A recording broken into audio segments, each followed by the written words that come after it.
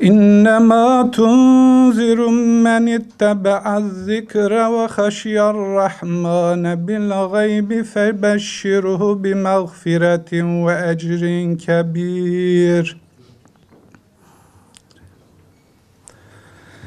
يُخَادِعُونَ اللّٰهَ وَالَّذ۪ينَ آمَنُوا وَمَا يَخْدَعُونَ إِلَّا أَنفُسَهُمْ وَمَا يَشْعُرُونَ أَلَا إِنَّهُمْ هُمُ الْمُفْسِدُونَ وَلَكِنْ لَا يَشْعُرُونَ Sadakallahul azim. Bugün belki bizim çalışma prensiplerimiz neler olmalıdır? Biz ne yapmaya çalışıyoruz? Hedefimiz nedir? Amacımız nedir? Belki bununla ilgili olarak biraz konuşup varsa sorularınızı da daha sonra alırız. Eğer bunun yanında ben ilçemle alakalı olarak özel görüşmek istiyorum diyen varsa bu akşam veyahut da yarın böyle bir zamanı bu tür görüşmelere de ayırabiliriz. Kongre sonrasında bir gündeme geldi. Televizyon programlarında ve röportajlarda soruldu. Yani bu kongreden sonra ne değişecek? Yeni süreçte ne olacak diye soruldu. Biz de genel olarak şunu söyledik. Biz bir dava hareketiyiz. İlkeler üzerine siyaset yapıyoruz. Lider üzerine kurulu bir siyasi anlayışımız yok. O nedenle biz kaldığımız yerden devam edeceğiz. Biz bir aileyiz. Bu nedenle evet, her ne kadar burada yani illegal bir şey konuşmuyorsak da, burada dışarıda konuşulmaması gereken bir şeyi burada konuşmasak da, buranın bir mahremiyeti var. Ve bir aidiyeti var. Biz madem bir aileyiz, aile içerisinde protokol olmaz. Bizim örfümüz var, bir geleneğimiz var, inancımız var.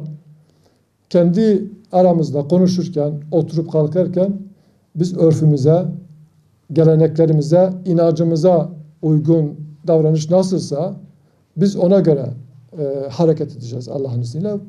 Bundan önce de bunu yapıyorduk. Bunu belki bir din nasihattır ilkesi gereğince bir daha tekrar etmek istedik. Bazı ilkelere sahip olmamız lazım. Bazı fedakarlıklarda bulmamız lazım. Bunun için de bizim önümüzde Allah Resulü Aleyhisselatü Vesselam'ın önümüze koyduğu 2 tane ölçü var. Kendin için istediğini Müslüman, mümin kardeşin için istemedikçe kamil manada iman etmiş olmazsın. Teşkilatta biz çalışırken, beraber hizmet ederken ben kendim için ne olmasını istiyorsam kardeşim için de bunu istemedikçe Allah Resulü diyor ki bu imanında bir sorun var. Kamil manada iman etmiş olmazsın. Önce bu konuda kendimizi temize çıkarmamız lazım. Kendi vicdanımızla bunun muhasebesini yapıp evet ben gerçekten bir menfaat olduğu zaman, dünyalık bir menfaat olduğu zaman ben kardeşim için de istiyor muyum? Evet, ona vereyim ben almayayım şeklinde değil. Bu çok daha ileri bir fedakarlıktır. İslam'da bunun yeri çok daha fazladır. Ama en azından kendim için istediğimi mutlaka kardeşim için de istemeliyim. Bunu canı gönülden istemeliyim ki benim imanım sağlam olsun. İkinci bir husus, Allah Resulü Aleyhisselatü Vesselam diyor ki sana yapılmasını istemediğin bir hususu sen de başkasına yapma. Sen de kardeşine yapma. Burada da bu işin menfi tarafı önümüze geliyor.